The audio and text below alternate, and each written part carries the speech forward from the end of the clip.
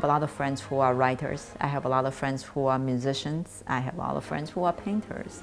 And we love to argue. Sometimes we like to sit in a dinner table and everybody like to say how their art form is, of course, the most divine, is the best one. And my argument, of course, is for a writer, you have a whole book, you have a whole chapters to write a story. Shakespeare's story, Romeo and Juliet, beautiful stories, right? You have to read through the whole book. And a composer, you can write a symphony. You will have 4 movements for you to write. And for me, painters, guess what I have? I have one imagery. And with that one imagery, I need to tell you the whole story.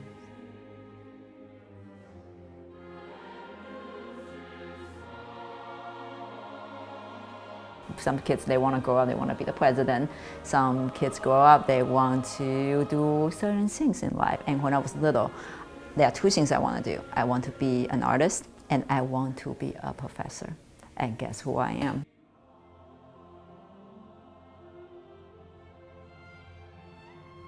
I'm Jenny Chi. I'm a figurative painter.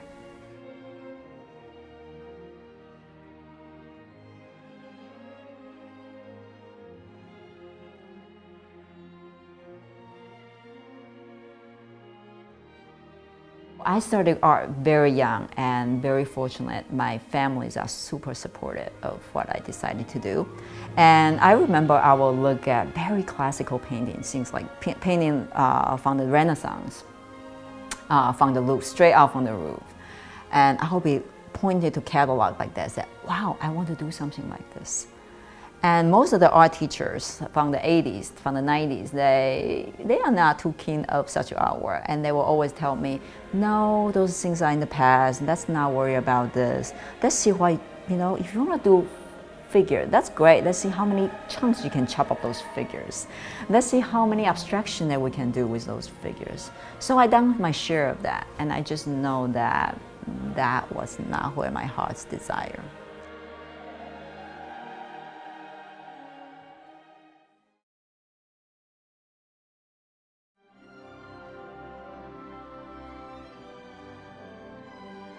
In 1996, I was a first-year graduate student in a university here somewhere in Midwest. And the reason I don't think that university should be named is because I never finished it. I started my first year MFA, I got a great scholarship, 3-year program. I was miserable.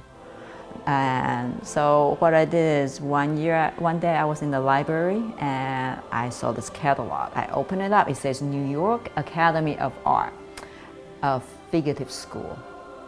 And I saw figurative and I saw New York City. I got a one-way ticket, $80 from Chicago, 88 to be exact, Kiwi Airline. And I packed everything into 2 suitcases and 2 more boxes of art supplies, and I shipped it to New York. I never even visited the school. I never even been to New York. So I landed up in a place called New York Academy of Art, and that's about 10 blocks away from the old World Trade Center. And that is probably the most pivotal 2 years of my studies. And even though I have always known I'm an artist at heart and I want to learn, but I did not know there are so many artists out there who can share so much energy. It's not just the technique I was learning, it's their journey into their art that I was also picking up. It's the things they are doing, like what I'm doing right now, to share with the young students like I was.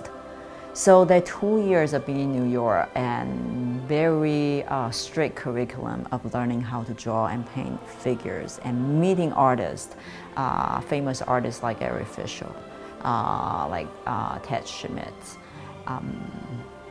Phil Perstins, all those wonderful artists, they are next door. They are just down the streets, Chuck Close, a visiting artist all the time. So that's what happened, that the 2 years in New York really cultivate my love for figurative art and provide me with the skill and ability to do what I do right now. How I started with my paintings. Studio painting in particular, of course, the large figurative artwork. If I am able to hire the model sit in front of me for the whole entire duration of the time, I would love to do that. I think that's every figurative artist's dream, to be able to do that. Unfortunately, that's just not realistic. The model's availability, the financial aspect of it. So what I do is I practice a technique that a lot of old masters had done. So I will do a very detailed study from life. So that will result in a lot of study, a lot of drawings.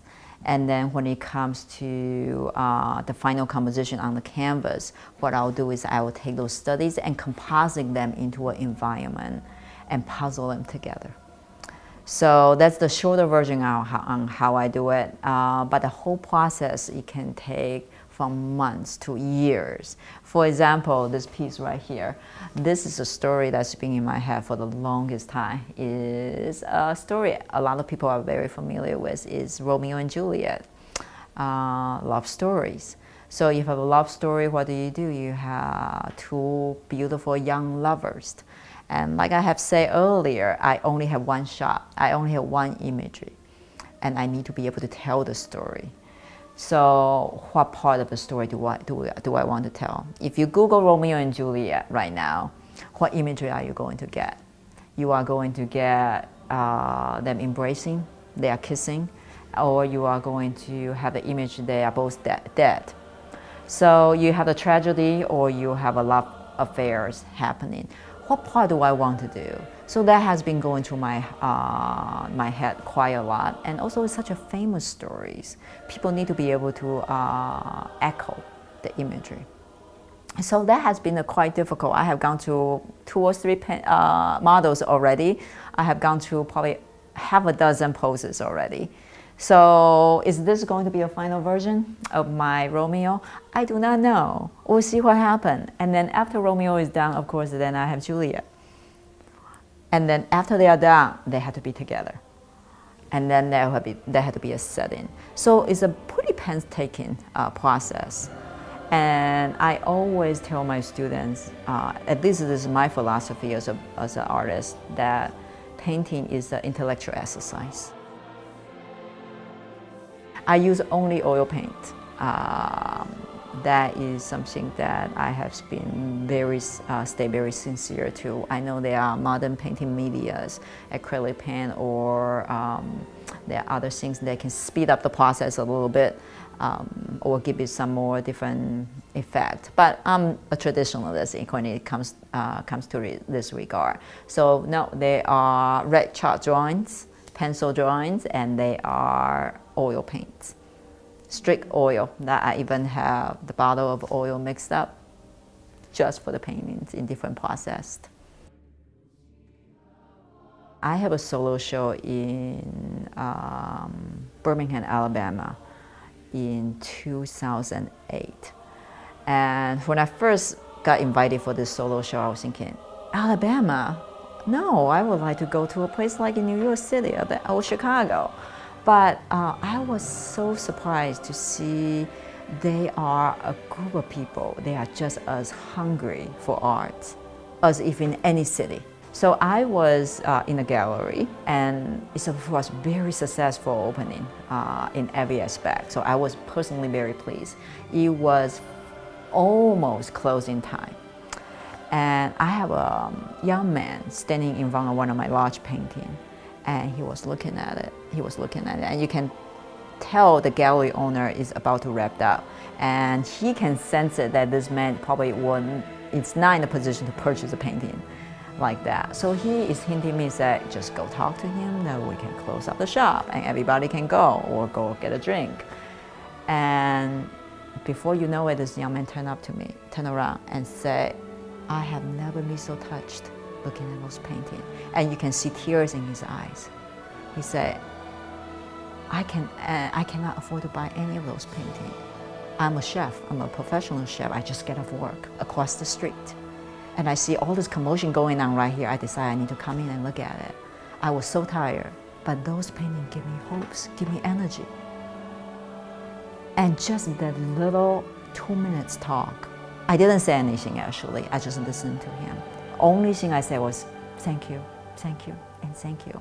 But here this is young man who was at the end of the day exhausted, but somehow my artwork had give him some comfort and give him hope somehow. And that moment stays in my heart. And he thanked me for showing. He thanked me for painting. So that was very special, and it made it all worthwhile.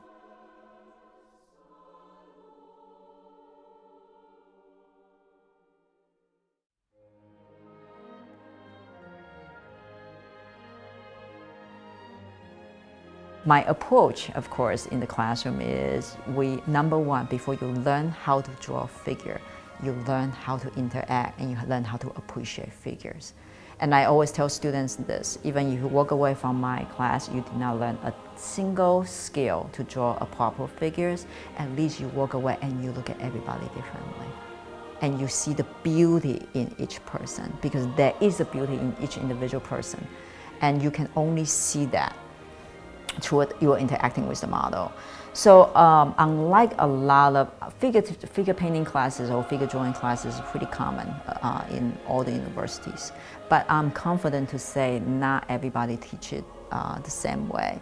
Some of them figure are just in there as a prop, as a still life. In my class, you can be assured they are not a still life, they are living figures.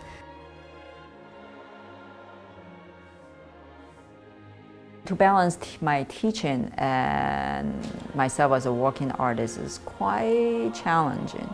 And my biggest fear is always I am going to become a popular teacher, and I no longer practiced. So that was my biggest fear when I started my career here at the academia. And I was also very fortunate. I got my first full-time teaching job when I was only 29. So in a way, I was still a kid, trying to figure out what's going on. I remember the first class I go in there, you probably get 1/3 of the students who are older than I am, sitting right there. And very soon I find out that in order for teaching to go well, I need to be a good artist. And in order to be a good artist, I actually had to be a good teacher. So both had to go parallel together. I don't know how it works out for other artists, and I personally know there are some artists they will prefer one over the other, or they can be a very selfish teacher in terms of their studio work always comes first before their students. And I like to say, up to this point, 20 years into teachings,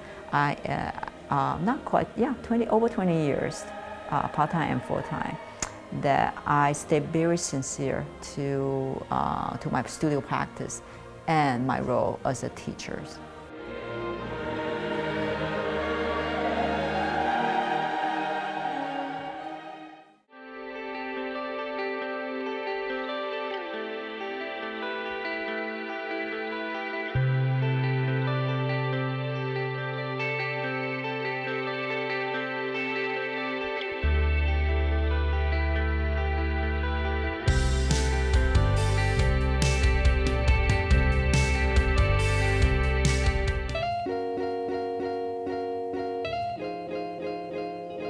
To get involved and support the Urbana Public Arts program, please contact the Public Arts Coordinator Rachel Storm at rlstorm@urbanaillinois.us or 217-328-8265.